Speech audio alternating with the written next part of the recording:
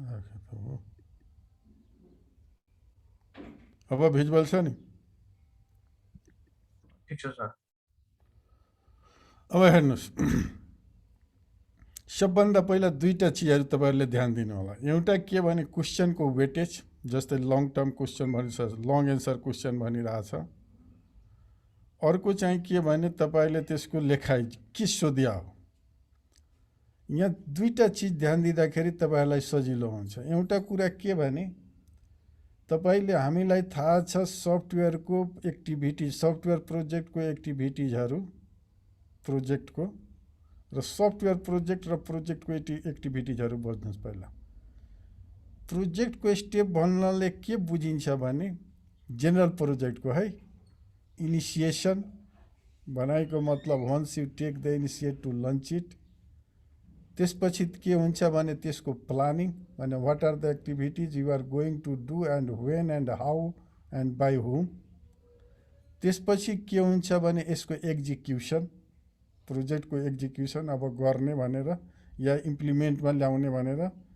त्यसपछि के हुन्छ भने लास्ट फेज क्लोज डाउन हुन्छ, प्रोजेक्ट क्लोज डाउन।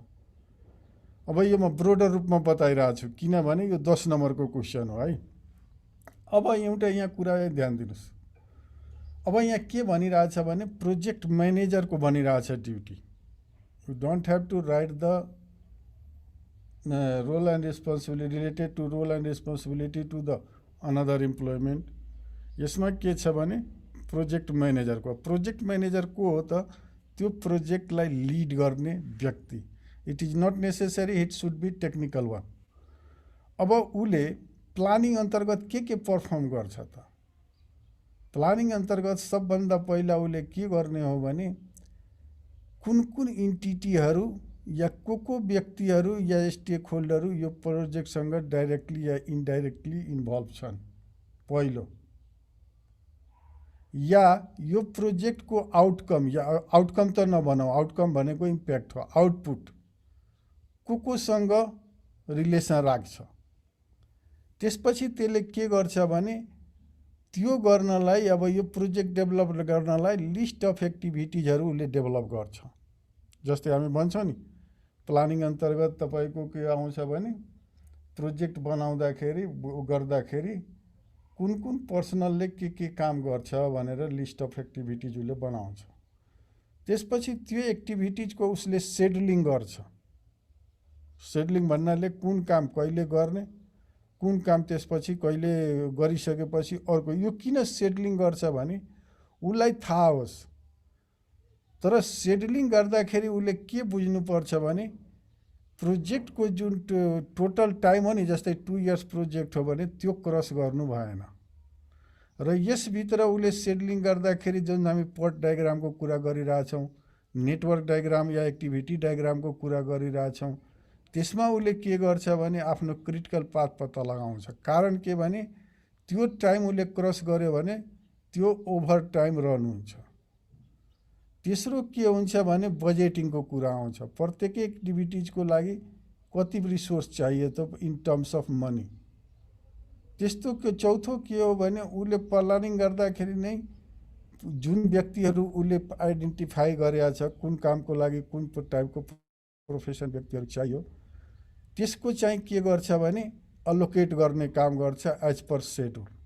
जस्तै मानिलिनुहोस् मेरो एक्टिभिटी छ कुनै 5 महिनाको प्रोजेक्ट हो, 1 महिना कुनै व्यक्ति चाहियो भने त्यो 1 महिना व्यक्तिलाई कुन पिरियडमा राख्ने त? अब अनि अर्को के हो भने एक्टिभिटिजहरूको लिङ्क थाहा हुनु पर्यो।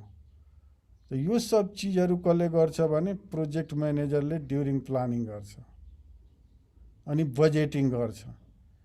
यसको सबै चिज तपाईँले हाम्रो स्लाइड हेर्नुभयो भने त्यो प्लानिङ फेज अन्तर्गत के एक्टिभिटिजहरू हुन्छ भने कुरा गर्छौँ, छ लिस्ट आउट छ पुरै। र त्यसमध्ये प्रोजेक्ट म्यानेजरले गर्ने एक्टिभिटिजहरू के हुन् त्यो लेख्ने। तर त्यति लेखिसकेपछि पनि तपाईँलाई 10 नम्बर भने प्रत्येक एक्टिभिटिजको तपाईँले के गर्ने भने with the help of 2 or 3 sentence you have to explain that. यो भयो तपाईँको माथिको क्वेसनको। केही छ विपान मिनव यस अन्तर्गत सोध्नुपर्ने? बुझिरहेछ कि छैन? ठिक छ सर। प्रोजेक्ट प्लानिङ अन्तर्गत जस्तै फेरि एउटा एकचोटि म बताइरहेको छु। हाम्रो सफ्टवेयर प्रोजेक्टको स्टेजहरू के हुन्? Planning, analysis and design yeah analysis मात्र भन्छ, त्यसपछि इम्प्लिमेन्टेसन, त्यसपछि के हो? मेन्टेनेन्स। यो सफ्टवेयर प्रोजेक्टको कुरा हो। अब त्यसभित्र के छ भने प्लानिङको हामीले के गरेका छौँ भने तपाईँहरूले के हेर्नुभयो भने list of activities which are going to conduct under the planning. त्यो प्लानिङ त्यो एक्टिभिटिजभित्र प्रोजेक्ट म्यानेजरले गर्ने कामहरू सबै हामीले लेख्नु पर्यो। अब अर्को क्वेसन छ, जस्तै how are the software project is different from the other project, explain the different phase of software project life cycle. अब यहाँ ध्यान दिनुहोस्, सबभन्दा पहिला त जेनरल प्रोजेक्टबाट यो सफ्टवेयर प्रोजेक्ट किन डिफरेन्स छ भने बुझ्नु पर्यो। र यसको प्रशस्त मटेरियल तपाईँहरूले उसमा पनि पाउनुहुन्छ, के भन्छ भने इन्टरनेटहरूमा पनि। तर यहाँ तपाईँहरूले मेजर बुझ्नुपर्ने कुरो के हो भने सफ्टवेयरको र जेनरल प्रोजेक्टको, जेनरल प्रोजेक्ट जहाँ टेन्जेबल हो, यो इन्टेन्जेबल हो। यो एउटा कुरा ध्यान दिने। जेनरल प्रोजेक्टमा तपाईँको के हुन्छ भने इन्भेस्टमेन्टको रूपमा तपाईँले धेरै चिजहरू एक्वायर गर्छ। बनाइको मतलब के भने मेन पावर मात्र होइन, ल्यान्ड, र मेटेरियल्स यस्ता कुराहरू आउँछ। जबकि यसमा के हो भने सफ्टवेयर प्रोजेक्टमा र मेटेरियल्स भनेको मेनको स्किल हो। जस्तै मलाई कोडिङ गर्नु छ, एनालिस्ट गर्नु छ भने सिस्टम एनालिस्टको जुन प्रोपर्टिजहरू छ या जुन खुबीहरू हुनुपर्ने हो सिस्टम एनालिस्टमा, त्यस्तो व्यक्ति चाहियो। यहाँ मेजर फोकस ह्युमन रिसोर्समा गरिन्छ, न कि तपाईँको अरू रिसोर्समा।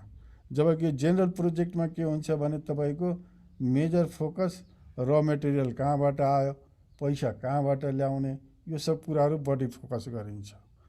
अनि different phase of software project life साइकलको तपाईँहरूलाई छँदैछ। यसमा तपाईँहरूलाई अरू कुनै अप्ठ्यारो पऱ्यो भने बेस्ड अपन तपाईँ के गर्नुहोस्, पहिला मोडेल चुज गर्नुहोस्।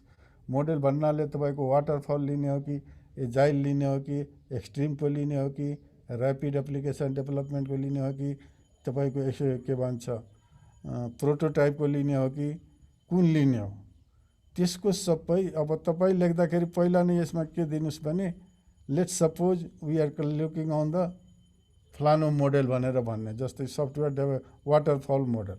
अनि त्यसको स्टेपहरू लेख्ने। तपाईँले यदि यसलाई इलिस्ट्रेट गर्न चाहनुहुन्छ बाई युजिङ प्रोटोटाइप मोडेल भने तपाईँले के भन्नु पऱ्यो भने let's start with the prototype model. या अर्को आजकलको जमानामा प्रोटोटाइप नै हो तर अब्जेक्ट ओरिएन्टेड रिलेटेड गर्नु छ भने त्यो लेखे हुन्छ। तर हामी तपाईँहरू त्यति बाहिर ट्र्याक नगएर जुन हामी 4-5वटा हेरेका छौँ नि, जस्तै वाटरफल, स्पाइरल, प्रोटोटाइप र तपाईँको के भन्छ एजाइल, यो 4वटा भित्रबाट तपाईँले कुनैको पनि तपाईँले के गर्न सक्नुहुन्छ भने स्टेपहरू लिएर लेख्न सक्नुहुन्छ। तर के गर्ने भने पहिला नै भन्ने लेट्स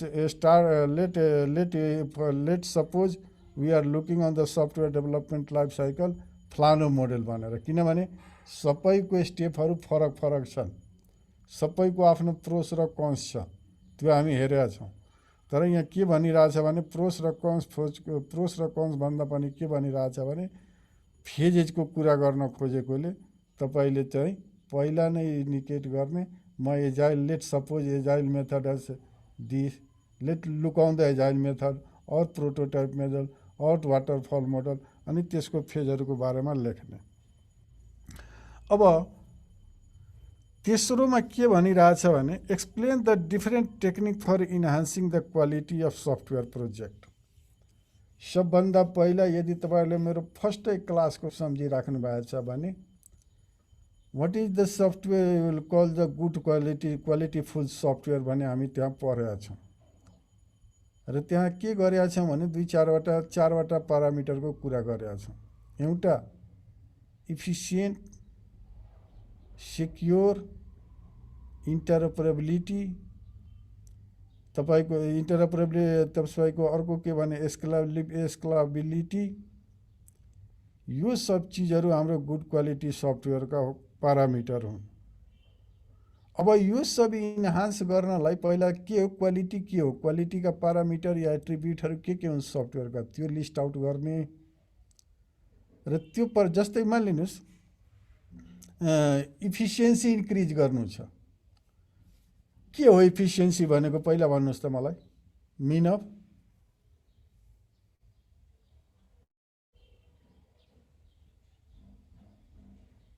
हजुर सर इफिसियन्सी भन्नाले हामी के बुझ्ने यहाँ सफ्टवेयरको इफिसियन्सी भन्नाले?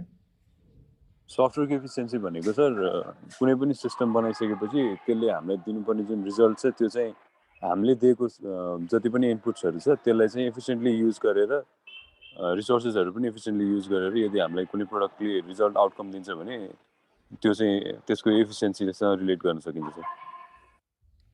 भाइले भनेको ठिकै हो तर धेरै स्पेसिफिक भएन, यसरी बुझ्ने यसलाई ल। इफिसियन्सी भन्नाले जहिले पनि केमा डिनोट हुन्छ भन्ने पर्सेन्टेजमा। यो तिमीहरूले 10+2मा फिजिक्सहरू यताउति परे होला या त्यहाँको डिफ्रेन्स। जस्तै output divided by input multiply by sorry input divided by output multiply by 100। यसको अब के गर्ने भने सफ्टवेयर प्रोजेक्टको इफिसियन्सी हेर्दाखेरि हामीले के बुझ्नुपर्छ भने once I interact with the system, जब म सिस्टमसँग इन्टरेक्ट गर्छु एन्ड डिजायर निड म त्यहाँबाट लिन खोज्छु, how fast and how accurate it deliver to me, त्यो एफिसियन्सी भनेको। त्यस्तै सेक्युरिटीको जब अब इफिसियन्सी सफ्टवेयर बनाउनलाई हाउ फास्ट, मैले भनेको कुरा है, how fast and how accurate, यो गर्नलाई तपाईँ कुन लेभलमा हेर्नुपर्ने हुन्छ भने सफ्टवेयरको तपाईको जब कोडिङ गर्नुहुन्छ नि त्यो बनाउनलाई त्यो बेला हेर्ने। जस्तै हामीले कहिलेकाहीँ के गर्छौँ भने एउटा उदाहरण दिइरहेको छु, कोडिङ गर्दाखेरि फर लुप र डु व्हाइल लुपको त फरक बुझिया छ नि? विपान? हजुर सर। फर लुप र डु व्हाइल लुप थाहा छ? थाहा छ सर। फर लुपले के हो र डु व्हाइलको के हो? कुनै एउटा फरक बताऊ त। फर लुप भन त्यो एक्ज्याक्टली थ्योरी भन्दा पनि मलाई सिन्ट्याक्स चाहिँ आउँछ सर। भने यसको फिजिकल मिनिङ, हामी इफिसियन्सीको कुरा गरिरहेछौँ के। जस्तै तिमीहरूले भाइले डिटेल हेऱ्यो भने सफ्टवेयरको चाहिँ कस्ट एस्टिमेटरमा छ क्या सफ्टवेयरको, त्यसमा कुन अपरेटर या कुन स्टेटमेन्ट कुनै पनि प्रोग्रामिङ ल्याङ्ग्वेजको त्यसले कति टाइम कन्ज्युम गर्छ भने निकाल्न सकिन्छ। यहाँ तपाईँहरूलाई सिम्पली मैले के भन्न खोजेको भने यदि तपाईँले फर लुप युज गरिराख्नु भएको छ भने यसले के हुन्छ भने तपाईँलाई पहिला नै थाहा छ यो कति स्टेप जाने। फर इक्जाम्पल लेट सपोज तपाईँले जावाकै होस् या सीकै होस् या C++ को लिए एकछिनको लागि मैले जस्तै लेख्छौँ नि हामी i=1 डबल साइन दिएर इक्वल टु लेखेर अनि कमा दिएर i<n अनि त्यसपछि के लेख्छौँ भने म्याक्सिमम त्यसको लिमिट कतिसम्म जाने। भनाइको मतलब फर चाहिँ इन्लेस हो, डु व्हाइल चाहिँ इन्लेस हुँदैन। यसमा के हुन्छ भने तपाईँ जबसम्म कन्डिसन हुन्छ त्यो रिपिटेडली गरिरहेछ भने त्यस बेला ध्यान दिने। यहाँ भन्न खोजेको के भने ड्युरिङ कोडिङ नै तपाईँले के गर्नु पर्यो भने इफिसियन्ट तरिकाले या स्मार्ट तरिकाले लेख्नु पर्यो के कोड। रिजल्ट त आउँछ तर ढिलो आउँछ त्यो। जस्तै डु व्हाइलमा जेनरली के गर्छन् भने मान्छेले यदि तपाईँलाई रिपिटेड छ भने प्रेस एस्केप की भन्छ टु एक्जिट फ्रम द त्यो लुप भन्छ, जबकि फरमा त्यो हुँदैन। त एक्जिट थिच्नुको मतलब तपाईँले एक्स्ट्रा एफोर्ट गर्नुभयो। त्यस्तै तपाईँले जब गर्नुहुन्छ डाटा टाइपहरू डिनोट गर्नुहुन्छ त्यस बेला मिसम्याचको कुरो हुनु भएन। जस्तै मान्नुहोस् न मैले दिएँ टेक्स्ट दिँदाखेरि मैले जब डाटा टाइप टेक्स्ट दिएँ या क्यारेक्टर दिएँ, सफ्टवेयरको म कुरा गरिरहेको छु, अनि मैले दिएँ तपाईँको इन्ट्रीमा नम्बर, त उसले त एक्सेप्ट गर्छ नि एज ए क्यारेक्टर। तर तपाईँले डाटा टाइप नम्बर दिनुभएको छ एज ए क्यारेक्टर त उसले एक्सेप्ट गर्दैन। त यहाँ पनि डाटा टाइपको मिसम्याचिङहरू पनि हेर्ने।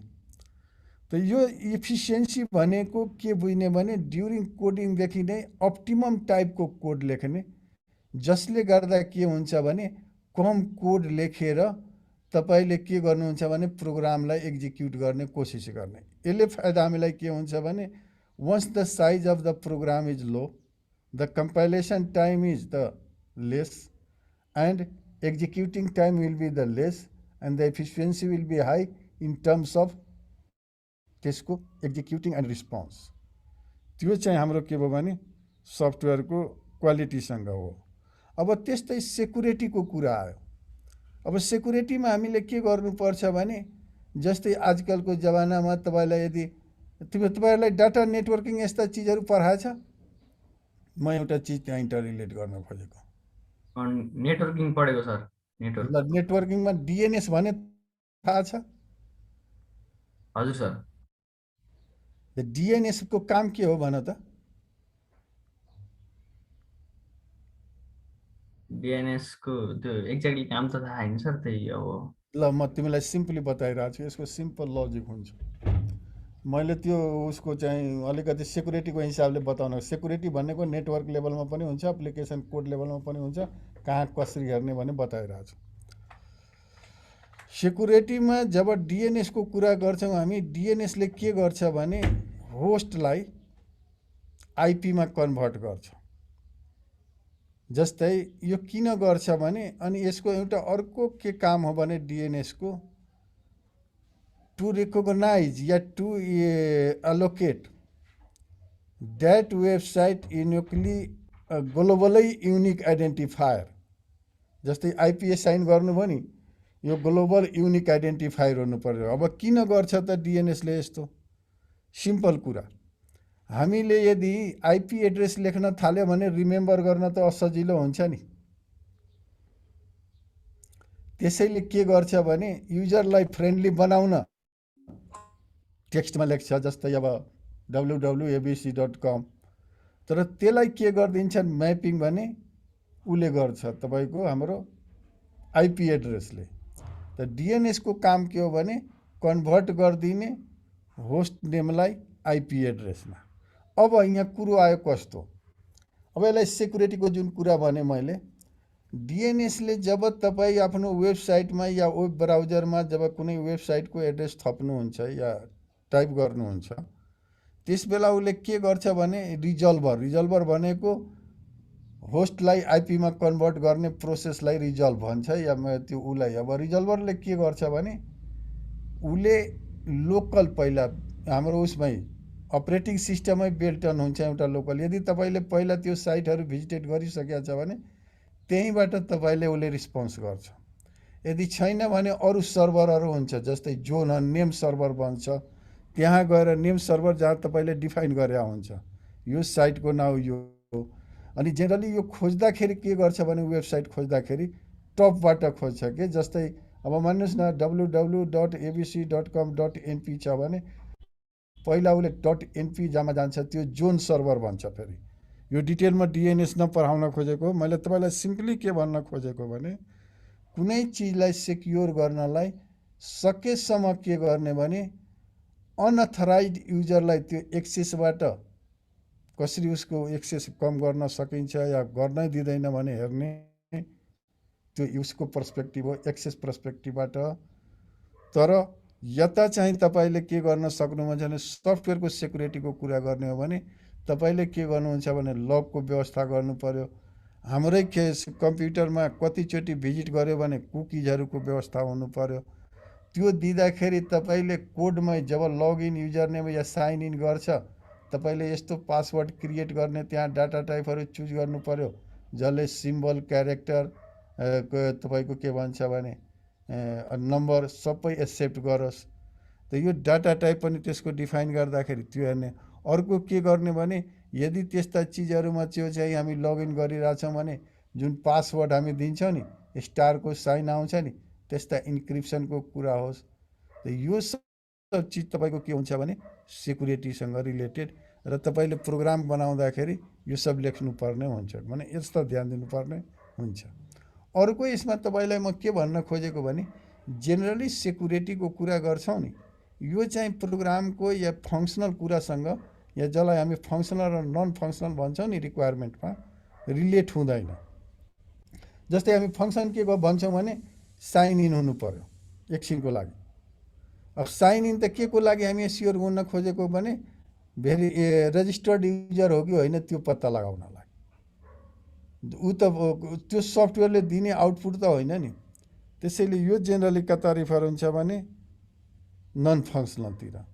अर्को सेक्युरिटीको पर्सपेक्टिभ तपाईँले हेर्दाखेरि ब्रोडर रूपमा जब मानिलिनुहोस् तपाईँले वेब बेसमा गरिराख्नु भएको छ भने त्यहाँ के गर्ने भने इन्क्रिप्सनको पनि कोडिङमा व्यवस्था गर्ने। जस्तै HTTP र HTTPS हुन्छ। यो सब चिजहरूले हामीले के दिन्छ भने सेक्युरिटीको कुरा गर्न सक्छौँ कोडिङ बेसमा। हामी सफ्टवेयर प्रोजेक्टको कुरा गर्न सक्छौँ कोडिङमा कसरी हेर्ने भनेर। अब त्यस्तै हामी के भन्छौँ भने स्केलेबिलिटीको कुरा गऱ्यौँ। गुड क्वालिटी सफ्टवेयर स्केलेबिलिटी भन्नाले के भने you can expand it further. अब ध्यान दिनु है, यहाँ तपाईँलाई स्केलेबिलिटी भन्नाले we can expand it further भन्नाले के भने यो भन्न खोजेको होइन जुन हामी भन्छौँ नि रियुज पनि हो एउटा गुड सफ्टवेयरको क्वालिटी। जस्तै तपाईँले एउटा कुनै क्लास डिनोट गर्नुभयो या तपाईँले कुनै भेरिएबल डिनोट गर्नुहुन्छ नि पब्लिक र प्राइभेट भनेर, त पब्लिक तपाईँ जुनसुकै बेला जहाँ पनि युज गर्न सक्नुहुन्छ। प्राइभेट तपाईँले जुन बेला जहाँ उसको जति स्कोप डिफाइन गरेको छ त्यो भित्र मात्र युज गर्छ। त यहाँ हामीले के गर्नु पर्यो भने त्यो सफ्टवेयरलाई म फर्दर भोलि गएर एक्सपान्ड गर्न खोजौँ भने या मैले यसलाई अझ केही थप्न खोज्यो भने यसको लेभल भनेको त्यो हो। या कसैसँग यसलाई इन्टर रिलेट गर्न खोज्यो भने you don't have to write again. Instead of writing again you can just take it and modify something and make it larger in terms of to fulfil the requirements, not in terms of the size. अब त्यो चाहिँ के हो भने स्केलेबिलिटीसँग कुरा हुन्छ। त तपाईँले सबभन्दा पहिला यहाँ लेख्दाखेरि के लेख्ने भने गुड क्वालिटी अफ सफ्टवेयरको पहिला डिफिनेसन गर्ने अनि त्यो क्वालिटी अफ सफ्टवेयर प्रोजेक्टलाई चाहिँ इन्टर रिलेट गर्ने। अब क्वालिटी अफ सफ्टवेयर प्रोजेक्टको के हो भने अब यहाँ प्रोजेक्टको कुरा गरिरहेछ। मैले तपाईँलाई अहिलेसम्म भने जति सफ्टवेयरको क्वालिटीको कुरा गरेँ। अब प्रोजेक्टको क्वालिटी के हुन्छ भने अन टाइममा फिनिस हुनु, विदिन बजेटमा फिनिस हुनु, चाहिने मैन पावरहरू चाहिने ठाउँमा युज हुनु, इन्टरडिपेन्डेन्सी चाहिँ तपाईँको के हुन्छ भने स्टाफहरूको सेड्युलिङको मेकानिजमले मिलाउन सक्नु। यो सब चिज चाहिँ क्वालिटीको रेस्पेक्टमा प्रोजेक्टको रेस्पेक्टमा हेर्न सक्नुहुन्छ। अब अर्को के छ भने सफ्टवेयर प्रोजेक्ट म्यानेजमेन्ट फ्रेमवर्क भनिरहेछ। अब यो explain the about software project management framework. अब SPM फ्रेमवर्क हामी हेरेका छौँ, त्यहाँबाट डिटेल हेर्नुहोस् है। तपाईँको हामी SPM सफ्टवेयर प्रोजेक्ट म्यानेजमेन्ट फ्रेमको हामी हेरेका छौँ, त्यो पोइन्टै छ त्यहाँ हेर्नु होला। त्यस्तै difference between rapid application development and waterfall model. यसको कसैलाई स्टेज भन्न सक्नुहुन्छ? कसैले मलाई ऱ्यापिड एप्लिकेसनको?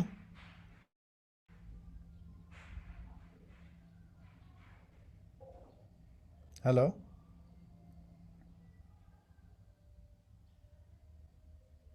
हेलो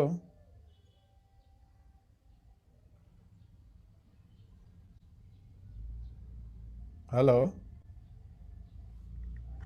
ये तो कोई छैन त क्या हो?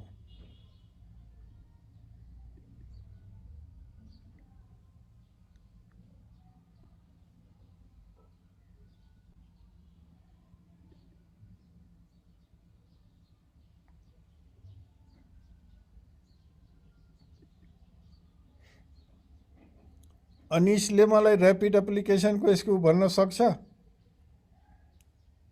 सर के चाहिँ ऱ्यापिड एप्लिकेसन के भन्नु भने सर? के हो ऱ्यापिड एप्लिकेसन डेभलपमेन्ट भनेको? ऱ्यापिड एप्लिकेसन डेभलपमेन्ट भने चाहिँ सर यसमा चाहिँ अलिकति डकुमेन्टेसन अनि त्यसपछि प्लानिङहरूतिर अलिक थोरै टाइम दिन्छ र डाइरेक्टली एक्जिक्युसन वा इम्प्लिमेन्टेसनतिर अलिक बेसी टाइम खर्चेर अनि डकुमेन्टेसनको टाइमलाई चाहिँ अलिक घटाइन्छ सर। होइन होइन हो rapid application development model waterfall model जस्तै एउटा अप्रोच हो ऱ्यापिड एप्लिकेसन डेभलपमेन्ट मोडेल। यस अन्तर्गतका फेजहरू के हुन् तपाईँसँग सोधेँ मैले। विपान हजुर सर, ऱ्यापिड एप्लिकेसनको फेजहरू भन्छौ? ऱ्यापिड एप्लिकेसनको फेजेसहरू फेजेस चाहिँ सर एक्ज्याक्टली थाहा भएन, यसको बारेमा चाहिँ थाहा छ सर अलिअलि। ल बारे भन त। यो चाहिँ खास स्मार्ट टिम साइजको लागि हो होइन। ऱ्यापिड एप्लिकेसन डेभलपमेन्टको लागि स्मार्ट टिम साइज चाहिन्छ अनि लो एमाउन्ट अफ रिस्क हुन्छ ऱ्यापिड एप्लिकेसन डेभलपमेन्ट मोडलमा। अनि जुनसुकै बेला पनि जस्तोसुकै चेन्ज पनि गर्न मिल्छ ऱ्यापिड एप्लिकेसन मोडलमा। हो सिम्पली भन्दाखेरि के भन्ने भने तपाईँलाई त्यहाँ डिफरेन्स बिट्विन वाटरफल मोडल र ऱ्यापिड एप्लिकेसन डेभलपमेन्ट मोडल भनिरहेछ। तपाईँहरूले क्वेसनको वेटेज तपाईँको कति छ भने यसमा 8 नम्बर जति छ। यस्ता लेख्दाखेरि वेटेजलाई ध्यान दिने है, क्वेसनको वेटेजले बडा ठुलो रोल प्ले गर्छ। तपाईँले के गर्नुपर्छ भने ऱ्यापिड एप्लिकेसन डेभलपमेन्टका स्टेजहरू र वाटरफल डेभलपमेन्टका स्टेजहरू यो हुन्। ऱ्यापिड एप्लिकेसन डेभलपमेन्टमा तपाईँले भनेअनुसार यदि कुनै जब हामी स्टार्ट गरिसक्यौँ चाहिँ तपाईँको सफ्टवेयर डेभलप गर्न यदि कुनै चेन्ज त्यस बेला थाहा भयो भने it is easy to adapt. जबकि वाटरफल मोडलमा कुनै चेन्ज यदि फर्दर स्टेजमा थाहा भयो भने त्यसै बेला तपाईँले एडप्ट गर्नु सक्नुहुन्न। तपाईँले फेरि सुरुदेखि जानुपर्छ अनि मात्र तपाईँले के गर्न सक्नुहुन्छ भने त्यसैलाई एडप्ट गर्न सक्नुहुन्छ। Waterfall easy to follow because it is more organized way, तर उसले चेन्जलाई के गर्छ भने एडप्ट गर्न सक्दैन। यति हो त्यहाँ भन्नुपर्ने कुरो। अब अर्को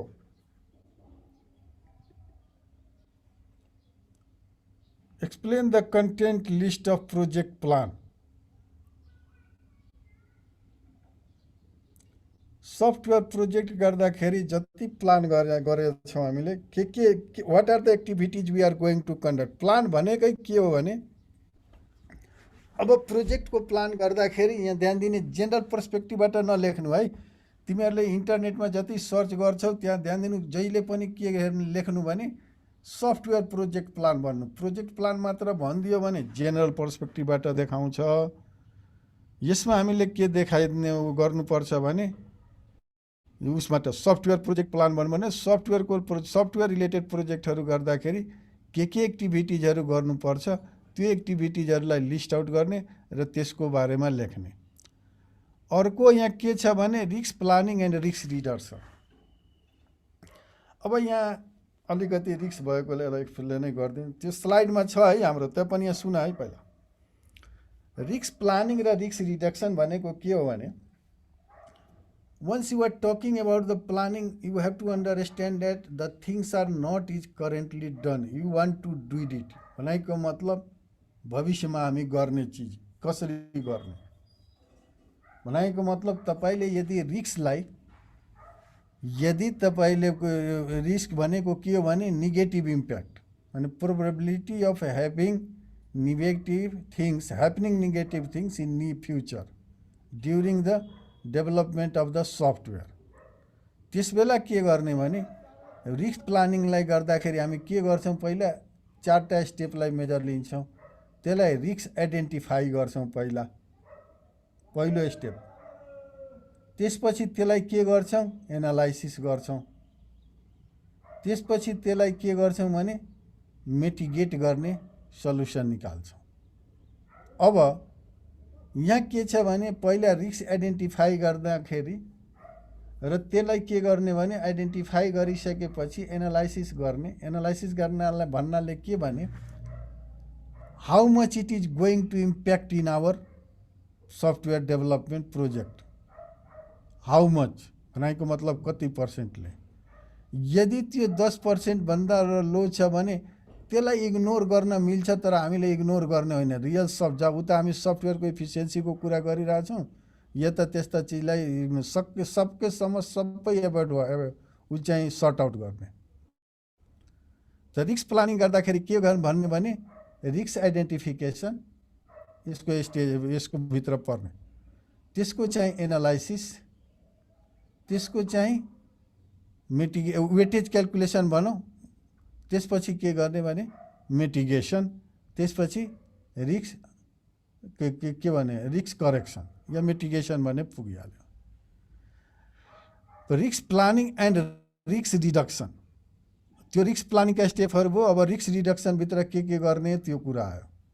रिस्क रिडक्सनभित्र गर्दाखेरि हामीले के गर्ने भने सबभन्दा पहिला एनालाइसिस गरिसकेपछि त्यसको कति हो त ऊ चाहिँ हामीलाई वेटेज कतिले हामीलाई इम्प्याक्ट पार्छ, त्यो हेरेर त्यसमा हामी के गर्ने भने त्यसलाई अभोइड गर्ने या त्यसलाई करेक्ट गर्ने मेकानिजमहरू ल्याउने। जुन तपाईँले मेरो स्लाइड हेर्नुभयो भने जसमा हामी त्यो तपाईँलाई नेटवर्क डायग्राम दिएको छौँ नि, त्यसैमा रिस्कको एउटा पुरै 4-5वटा स्लाइड छ, त्यसैलाई डिटेल पढे हुन्छ। अब describe the major work flow involve in software development. अब यो प्रत्येक चाहिँ तपाईँको जुन सफ्टवेयर डेभलपमेन्टको फेजहरू हुन्छ नि, प्रत्येक फेजमा के काम गरिन्छ त? List of activities in each phase of the software development you have to write down here. अर्को अब के छ भने how network chart help in scheduling a project. अब यहाँ ध्यान देऊ त, नेटवर्क चार्टले कसरी सेड्युल, नेटवर्क चार्टमा हामी के गरिरहेछौँ भने कुन एक्टिभिटिज कहिले पहिला के गरिरहेछौँ, लेफ्ट साइडमा हामी एक्टिभिटी ड्र गरिरहेछौँ, टपमा हामी के गरिरहेछौँ टाइम ड्युरेसन दिइरहेछौँ, भने मन्थमा दिइरहेछ भने जनवरी फरवरी मार्च के हो, विकमा दिइरहेछ भने first week second week third week, डेमा दिइरहेछ भने डे 1 डे 2 डे 3। अब एउटा एक्टिभिटी छ जुन सुरु भयो डे फर्स्टमा। अब डे फर्स्टमा सुरु भइसकेपछि त्यसको इन्ड टाइम र त्यसको स्टार्ट टाइम र इन्ड टाइम हामीलाई थाहा हुनु पर्यो। त्यसपछि त्यसको इलाप्स टाइम कति हो, इलाप्स टाइम भन्नाले त्यो टास्क गर्नलाई कति दिन, जब 4 दिनमै सप्ताह हो भने लेट सपोज 3 दिन लाग्छ भने आधी सप्ताहसम्म जानु पर्यो। त यसले मलाई के दिन्छ भने के उसले के भन्छ नेटवर्क चार्टले भने हाउ यसले मलाई दिने के हो भने कुन काम मैले कहिले सुरु गर्ने, कहिले चाहिँ समाप्त गर्ने पहिलो, दोस्रो चाहिँ के यो काम कोद्वारा गर्ने, तेस्रो चाहिँ यसले के दिन्छ भने मलाई हुन सक्ने रिस्कहरू, यदि कुनै चिज मैले आफ्नो टाइममा सकिरहेको छैन या मैले गरेन भने what will be the impact of that things भनेर हेर्ने। अब इम्प्याक्ट भन्नाले कसरी हेर्ने भने त्यो टास्कहरू के छ भने सिरियली छ कि प्यारलल छ। प्यारलल छ भने sometimes it is maybe not impact, यदि अर्कोसँग कुनै रिलेसन राख्दैन भने, तर सिरियली छ भने यसले धेरै ठुलो इम्प्याक्ट गर्छ। त्यो कुराहरू हेर्ने र एउटा चाहिँ यसको एक्जाम्पल दिने नै, किनभने क्वेसन सानो छ, वेटेज अलि 5 नम्बर छ, त्यसैले यसको कुनै एक्जाम्पल दिएर सानो एक्जाम्पल लिने।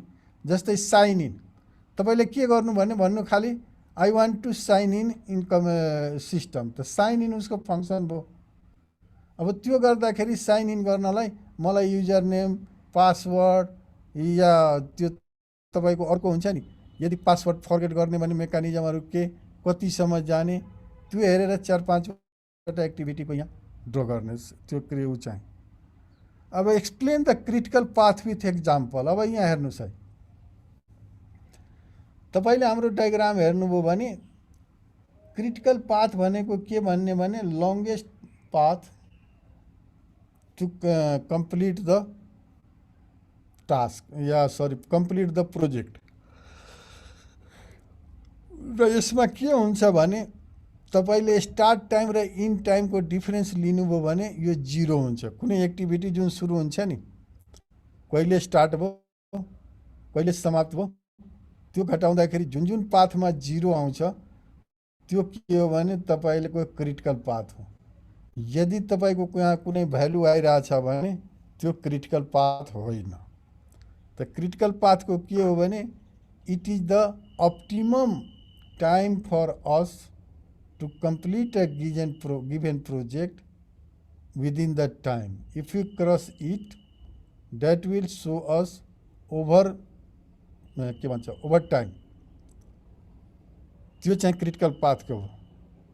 अब अर्को के भनिरहेछ भने explain the visualizing progress in details with practical example.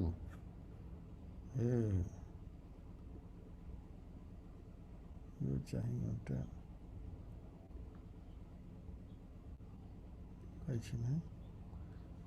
Explain the software configuration management with example.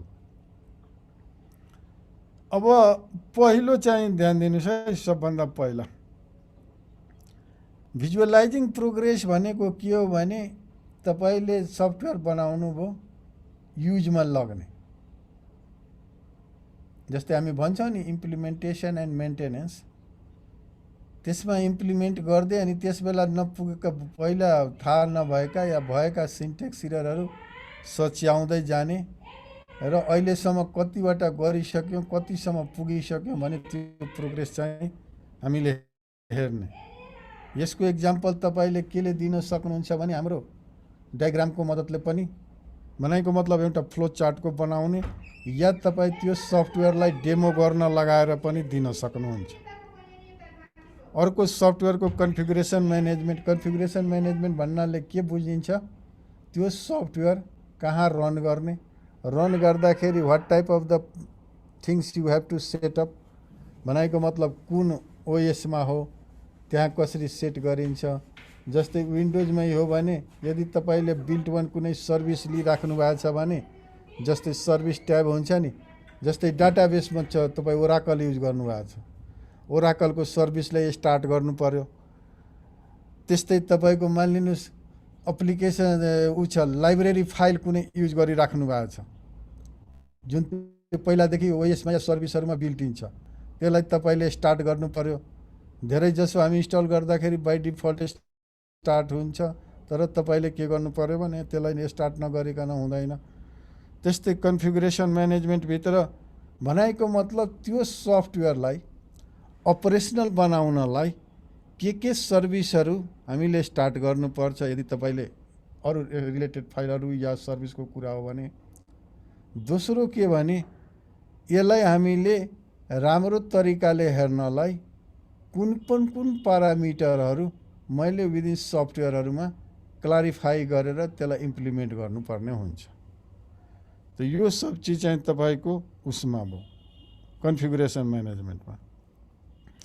अब अर्को के छ भने सफ्टवेयर क्वालिटी एस्युरेन्स प्लान भन्छ। अब क्वालिटी एस्युरेन्सको कसरी गर्ने भने यो लिने हो। अब सफ्टवेयर प्रोजेक्ट म्यानेजमेन्ट टुल्सहरू भन्छ। अब जस्तै तपाईहरुले upper case lower case tool हेर्नु भएको छ, हाइब्रिड टुल हेरेका छौँ हामीहरू।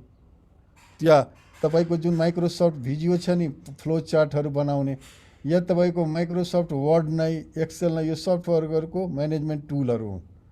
तपाईले त्यसलाई कोडिङ गर्दाखेरि कोडिङ भन्नाले डकुमेन्ट गर्दाखेरि सरी है कोडिङ भने डकुमेन्ट गर्दाखेरि यो सब चिज चाहिनेलाई हामी यता लेख्छौँ। अब यसको तपाईहरुले मसँग कसरी चाहनुहुन्छ यो प्रत्येकको एन्सर बनाइदिउँ मैले? हुन्छ सर। ल यसलाई मलाई सेभ गर्न देऊ है प्रत्येकलाई मलाई।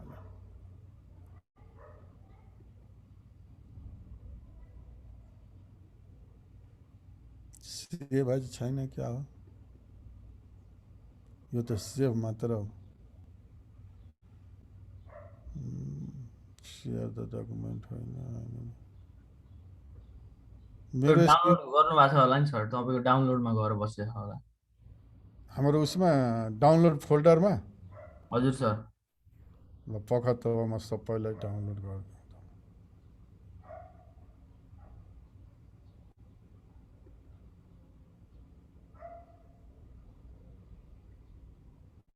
एकचोटि चेक पनि गरिहालौँ है।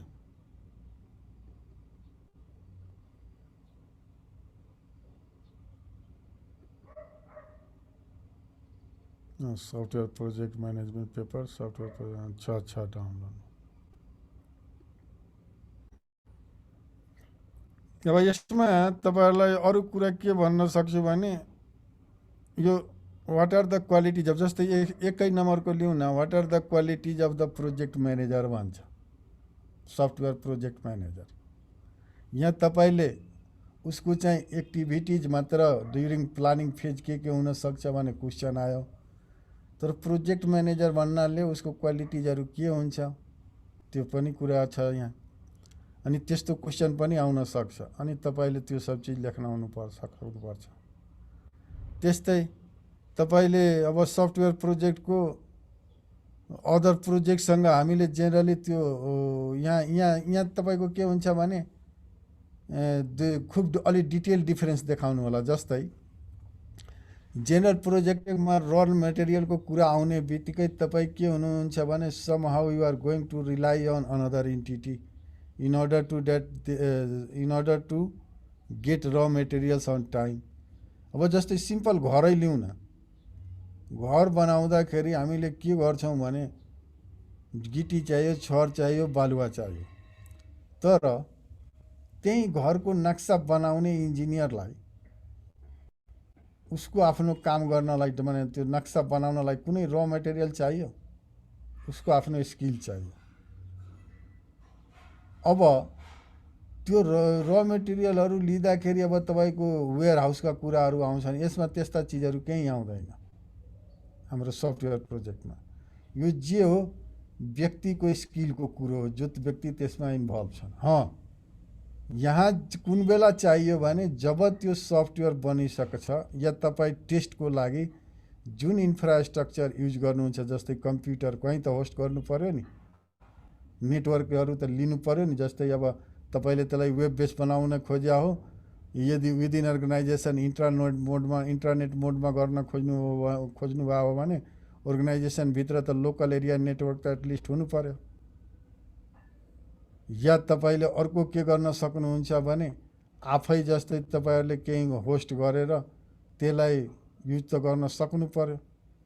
त त्यो इन्फ्रास्ट्रक्चरहरू लिनलाई जुन तपाईँमाथि होइन अरूमाथि रिलाइ छ, किनभने सबै चिज आजकल क्लाउडको जमानामा किन्नु हुँदैन। क्लाउडको त अब क्लाउड, किनभने यदि तपाईँले आफैले सर्भरहरू यी सब म्यानेज गर्न थाल्नुभयो भने तपाईँलाई त्यो एक्स्ट्रा बर्डनहरू हुन्छ। जस्तै उसको वेब एडमिनिस्ट्रेटर चाहियो, तपाईँको सर्भरको मेन्टेनेन्स हेर्ने व्यक्तिहरू चाहियो। यो सब किन चाहियो मलाई? क्लाउडमा गयो, आफ्नो स्पेस किन्यो, सफ्टवेयर बनायो, होस्ट गर्यो, तर जुन बेला तपाईँ क्लाउडमा स्पेस लिनुहुन्छ त्यससँग एग्रिमेन्ट गर्दाखेरि एसएलए भन्छ, सर्भिस लेभल एग्रिमेन्ट, तपाईँले उसको रिस्पोन्सिबिलिटी र आफ्नो रिस्पोन्सिबिलिटी क्लियर कट लेख्ने, जसले गर्दा भोलि अपरेसनल कुनै प्रब्लम आयो भने उसको दायित्व हो त्यो करेक्ट गर्ने कि मेरो हो। जस्तै तपाईँ क्लाउडमा होस्ट गर्नुहुन्छ भने सर्भरको फेलियर, नेटवर्कको फेलियर, यो सब उसको दायित्व हो, न कि तपाईँको। त यो सब चिज पर्सपेक्टिभबाट पनि क्वेसनहरू आउन सक्छ। म यो सबैको एन्सर बनाइदिन्छु, बुलेटमा बनाइदिन्छु है। तपाईँहरूले उसमा आफ्नो गर्ने के भने लेख्दाखेरि आफै लेख्ने, म बुलेटमा पोइन्टहरू बनाइदिन्छु। अब त्यस्तै तपाईँलाई अर्को चिजमा अर्को अब खोलिरहेको छु। यो चाहिँ अब यो यसमा के छ यो हेरौँ।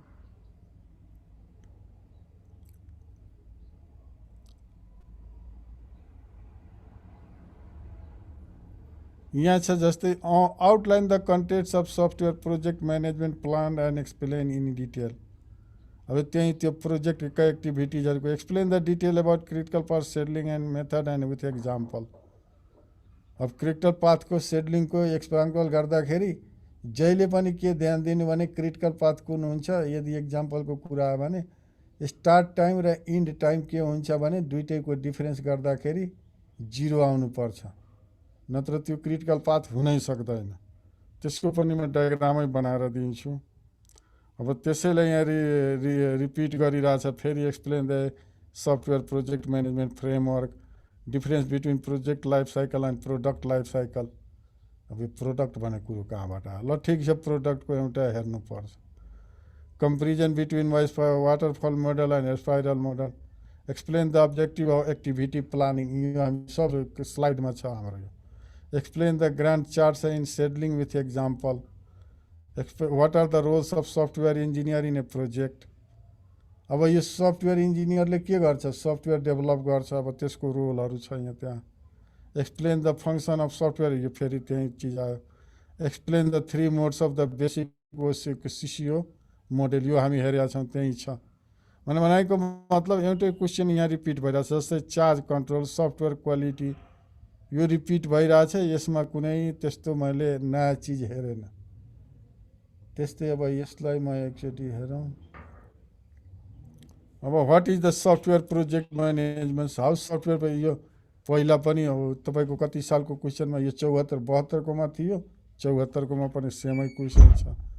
Difference between a strategic assessment and technical assessment, this is the things we have to know. अब explain the steps involve in cost benefit analysis, यो तपाईँको जनरली विपानले सोधिराख्ने त्यो हाम्रो क्वेसन हो इकोनोमिक्सको। तर हामी यो त हेरौँ कस्ट बेनिफिट एनालाइसिस कसरी निकाल्ने, त्यो हामीसँग छ। अब यहाँ हेर्नुहोस्, सबभन्दा पहिला स्ट्रेटेजिक एसेसमेन्ट र टेक्निकल एसेसमेन्ट, यो अलिकति म ब्रोडर रूपमा जान्छु है। स्ट्रेटेजिक भन्नाले के बुझ्ने भने जहिले पनि I want to make my company और माई अर्गनाइजेसन स्ट्रेटेजिकली एडभांस और strategically advancement over competitor organisation.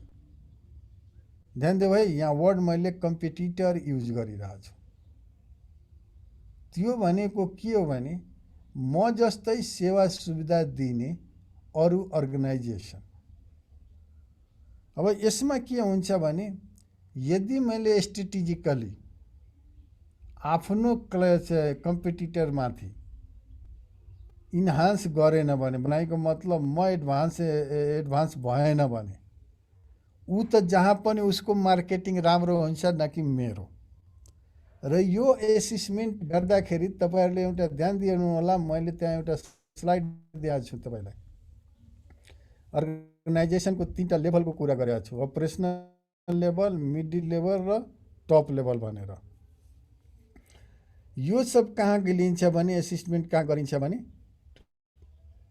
जहिले पनि टप लेभलमा। अब टप लेभलमा कुन सिस्टम हुन्छ त, in order to assist the strategically. अब टप लेभलमा 2टा मेजर इन्फर्मेसन सिस्टमहरू एक्जिस्ट हुन्छ। एउटालाई के भन्छ भने स्ट्रेटेजिक म्यानेजमेन्ट इन्फर्मेसन सिस्टम, अर्को एक्जिक्युटिभ इन्फर्मेसन सिस्टम। यो 2टा चिज त्यहाँ हुन्छ। अब टेक्निकल एसेसमेन्ट भन्दाखेरि जहिले पनि के बुझ्ने भने कुनै टेक्नोलोजी तपाईँले युज गरिराख्नु भएको छ भने त्यो टेक्नोलोजीको एभाइलेबिलिटी, जस्तै मैले अब मानिलिनुहोस् अमेरिकामा पनि छ या नेपालमा पनि छ। अमेरिकामा त टेक्नोलोजीको मार छ, त्यहाँ अलिक सजिलो होला त्यो एभाइलेबिलिटी।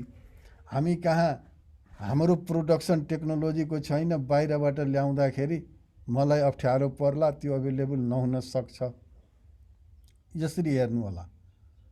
अर्को टेक्निकल एसेसमेन्ट गर्दाखेरि इन टर्म्स अफ के हेर्ने भने त्यसको एभाइलेबिलिटी, इन टर्म्स अफ त्यसको तपाईँको के भने युजर फ्रेन्डली। जस्तै त्यो टेक्नोलोजी तपाईँ आफ्नो संस्थामा एडप्ट गर्नुभयो, अब कसको लागि एडप्ट गर्नुभयो यो पनि ध्यान दिनुहोस्।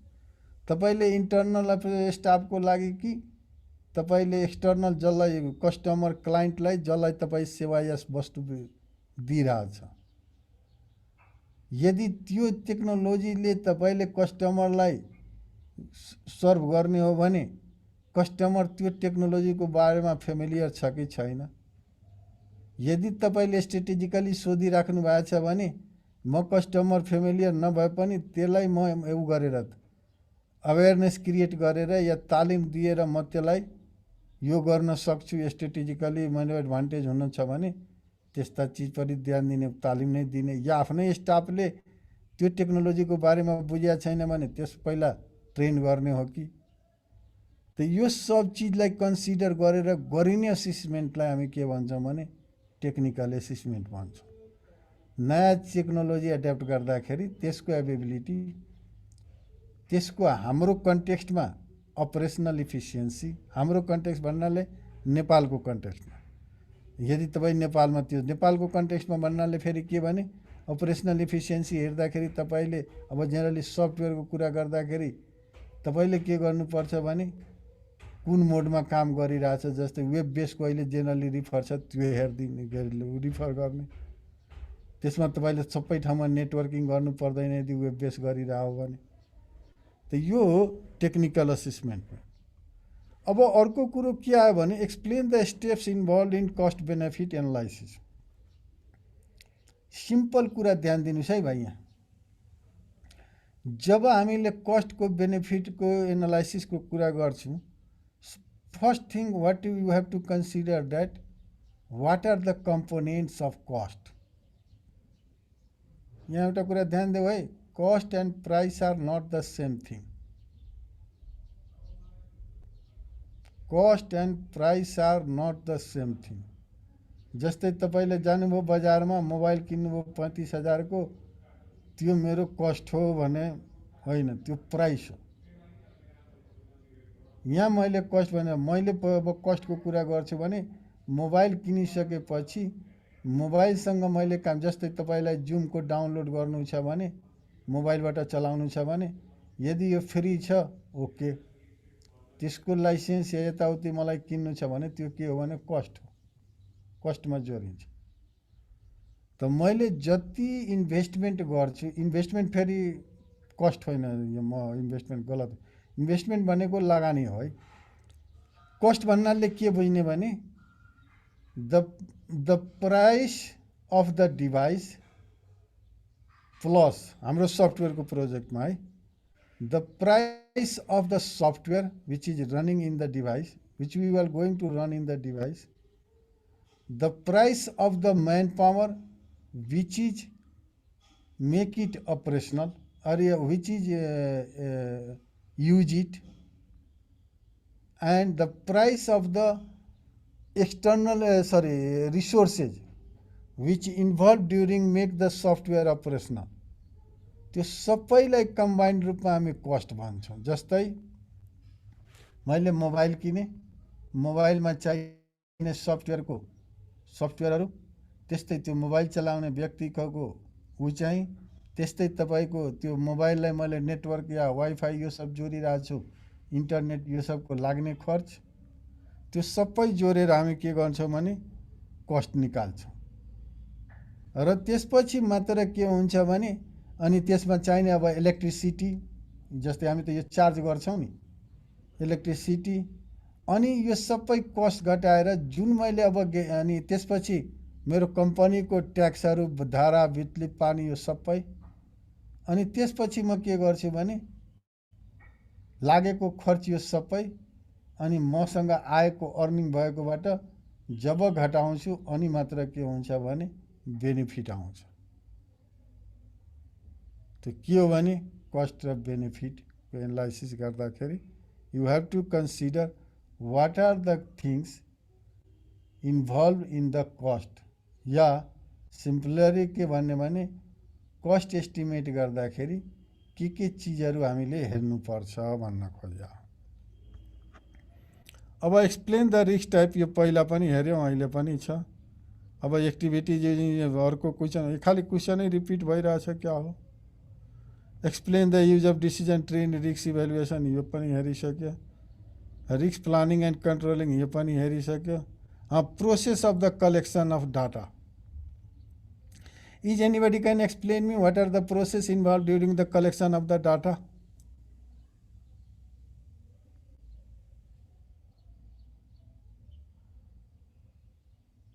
Anyone? Meenab?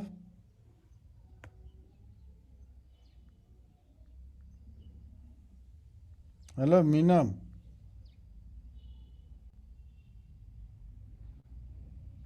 Meenab?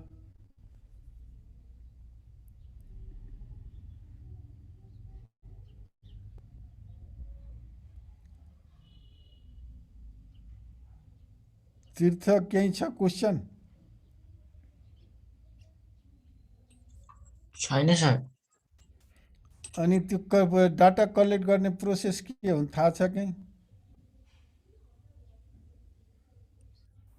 थाहा छ सर हल्का फुल्का।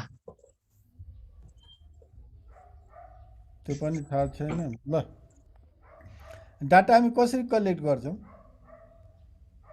अनिसलाई थाहा छ? अनिस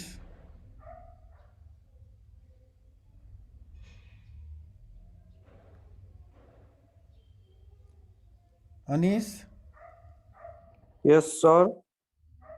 प्रोसेस भने डाटा कलेक्ट गर्ने प्रोसेस थाहा छ? डाटा कलेक्ट गर्ने प्रोसेस त धेरै होला नि सर। जस्तै के थाहा छ त? धेरै छ भने के थाहा छ? के रिक्वायरमेन्ट एनालाइसिस गर्दाखेरि के सर जेनरलमा भन्ने? डाटा कलेक्ट गर्ने प्रोसेसको कुरा गरिरहेछ तपाईँ, डाटामाथि एनालाइसिसको कुरा गरिरहेको छैन। जस्तै हामीले के गर्छौँ भने डाटा कलेक्ट गर्न छ भने साइटमा भिजिट गर्छौँ या मान्छेसँग साइट, सर्वे, क्वेसनयरहरू सर, इन्टरभ्यू, यो सब स्टोरी चिजहरू कार्डहरू। यो सब चाहिँ चिजहरू लेख्नु पर्यो त्यहाँ। How you can select the right person for the right job. अब यो अलिकति म्यानेजरियल क्वेसन हो। यसको लागि के गरिन्छ भने पहिला पर्सनको त्यसले जब पर्फर्म गर्ने ट्युआर बनाइन्छ। के हो विपान्त इन आउट भइरहेछ? सर मेरो लाइन गएको थियो भर्खर आयो सर। यहाँ त धेरैको लाइन गएको छ, जस्तो अब 9 जनाबाट 5-6 जनामा झरिहाल्यो। ल ठिक छ, यो केही छैन। How can select the right person for the right job. पहिला सबभन्दा पहिला यसको ध्यान दिने रिक्रुटमेन्ट प्रोसेस के हो। यो हाम्रो सफ्टवेयरसँग रिलेटेड नभए पनि यो जेनरल चिज हो, यो बुझ्नुपर्छ।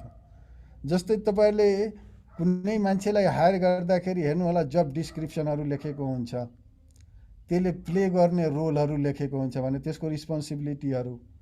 त्यसपछि त्यो एप्लिकेसनमा के लेखिएको हुन्छ भने उसले के पढेको हुनुपर्छ र कति वर्षको एक्सपिरियन्स हुनुपर्छ। त यो सब चिज क्राइटेरिया हो त्यो राइट पर्सनलाई हायर गर्ने। जस्तै मैले के गरेँ भने सफ्टवेयर इन्जिनियर छ लेट सपोज, त्यसलाई हामीलाई हायर गर्नु छ। अब मलाई के चाहियो भने वेब बेस्ड सफ्टवेयर इन्जिनियर चाहियो। सिम्पली कुरो, वेब बेस्ड सफ्टवेयर इन्जिनियर भन्ने बित्तिकै म के गर्छु भने यो वेब टेक्नोलोजीमा त्यसको एक्सपिरियन्स कति छ मेरो प्राथमिकता हुन जान्छ, हो कि होइन? त्यो मैले लेख्नै पर्ने हुन्छ। ऊ कम्तीमा इन्जिनियर हुनलाई त ब्याचलर डिग्री त गरेकै हुनु पऱ्यो नि। इन्जिनियरिङ त ब्याचलर डिग्री इन सफ्टवेयरमा भन्छु, न कि कम्प्युटर इन्जिनियरिङ भन्छु। त राइट पर्सन राइट जबलाई के गर्ने भने पहिला त्यो पर्सनले गर्ने काम, त्यो जबको माने त्यो पर्सनको पोस्टले गर्ने जबहरूको लिस्ट आउट गर्ने। त्यो लिस्ट आउट गरिसकेपछि त्यो गर्नलाई कुन एकाडेमिक ब्याकग्राउन्डको मान्छे र कुनमा स्पेसिफिकली त्यो हेर्ने। जस्तै इन्जिनियरिङमा भन्छ नि नेटवर्क इन्जिनियर भन्छ, कम्प्युटर इन्जिनियर भन्छ, सफ्टवेयर इन्जिनियर भन्छ, मल्टिमिडिया इन्जिनियर भन्छ, डाटाबेस आजकल ऊ भन्छ डाटाबेस इन्जिनियर पनि, अब डाटाबेस एडमिनिस्ट्रेटर भन्छ, डाटाबेस इन्जिनियर पनि भन्छ। अब त्यो के हो त? मेरो स्पेसिफिक कामको लागि चाहिने मेन पावरलाई म त्यहाँ के गर्छु भने कोड गर्ने कोसिस गर्छु। र यसरी म के गर्न सक्छु भने त्यसैसँग रिलेटेड जुनमा क्राइटेरियाहरू जुन उसको जबसँग, जब एसाइनमेन्टसँग, उसको एक्सपिरियन्ससँग, उसँग हुने एकाडेमिक ब्याकग्राउन्डसँग म के गर्छु, एक्जाम लिन्छु, इन्टरभ्यू लिन्छु, अनि त्यसलाई के गर्छु भने सेलेक्ट गर्छु। अनि म के गर्न सक्छु भने राइट पर्सनलाई राइट काममा लगाउन भने सेलेक्ट गर्न सक्छु।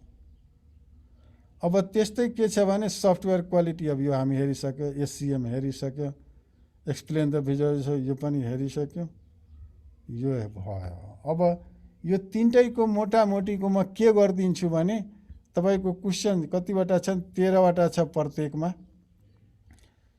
30 क्वेसनको नै 13 त्यहाँ 39 भयो होइन तिनटाको। मैले बुलेटमा ऊ बताइदिन्छु, लेखिदिन्छु। या मैले अब आउने क्लासमा त तपाईँहरूले प्रेजेन्ट गर्ने हो। आउने क्लासमा अब के गर्छु भने क्वेसन अनुसार नै, जस्तै अब आइतबार सोमबार तपाईँहरूको प्रेजेन्ट हो। ग्रुप ए को लागि हामी 2 दिन क्लास लिउँला। What is the software project management, यो सबै म लेख पनि दिन्छु, माने त्यहाँ लेखेको हुन्छ। अनि यो सब चिज गरेर हामीले के गर्ने भने क्लासमा यसमा डिस्कस पनि गर्ने, जसले गर्दा मैले लेखेकोमा तपाईँहरू आफ्नो भाषामा त्यसलाई पोइन्टहरू लेखेर आफ्नो लागि एउटा नोट बनाउन सकोस् भनेर। कसैको केही क्वेसन छ भने भनौँ।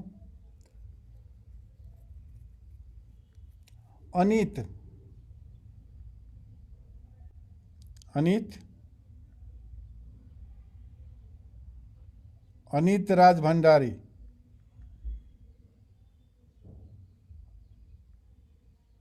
हेलो अनित। अमृत, यस सर। यो तिमीहरूले जुन अहिले 3टा चिज क्वेसन हेऱ्यौ नि, हामीले पढेको चिजबाट कहीँ यताबाट बाहिरबाट आए जस्तो लागिरहेछ, एक्सेप्ट त्यो है hiring right person for right job भनेर। क्या त तिमीहरूले पहिलाको पढेको स्लाइडहरू हेरेका छैन, प्रिभियसै सेमेस्टरको अहिले हेरिरह होला। अनि तिम्रो अमृतको कुन ग्रुपमा छ त्यो सफ्टवेयर प्रोजेक्ट गर्नलाई? तिमीहरूले त अहिले बुझाएकै छैन आफ्नो चाहिँ प्रपोजल। 2टा ग्रुपले मात्र बुझाएछ है। यसको मतलब 40 जना मध्ये 8 जनाले मात्र बुझाएछ। 32 still did not submitted their proposal. Sir proposal भन्दा नि तपाईँले कन्टेक्स्ट डायग्राम मात्र बनाएर हो कन्टेक्स्ट डायग्रामै भन्ने खोजेको हो। तर मैले त्यो पनि तपाईँहरूले पठाइदिएको आइतबार आएर ठिक छ, आइतबार आएर अब तपाईँहरूले प्रेजेन्ट गर्नुपर्ने हुन्छ है। अर्को आइतबार हाम्रो क्लास हुन्छ कि हुँदैन? खै सर त्यस्तो केही भएकै छैन, इन्फर्मै भएको छैन। दसैँको बिदा भएकोले भने जस्तै आइतबार सोमबार हाम्रो खाली छ भने बिदा छैन। सरकारी क्यालेन्डर हेर्दाखेरि अब क्याम्पसको त होला नि क्यालेन्डर, त्यहाँ दसैँको बिदा कहिलेदेखि दिने हो? खै सर त्यस्तो केही छैन क्यालेन्डर। ल ठिक छ, अर्को आइतबार सोमबार तिनीहरूले प्रेजेन्ट गर्ने हो। त्यसपछिको आइतबार सोमबारदेखि यो 3टै मोडेल क्वेसनहरूलाई हामीले यहाँ हेर्ने हो। कसैको केही क्वेसन छ भने सोध्नुहोस्, छैन भने आजलाई यति। र दसैँको गतस्थापना अब हुने भएकोले काम बुधबार, यहाँहरूलाई दसैँको शुभकामना। सब चिज यहाँहरूको शुभ होस्, प्रगति होस्, उन्नति होस्। दुर्गा माताले सबैको कल्याण गरून् है त। Thank you, same to you sir. सरलाई पनि सर।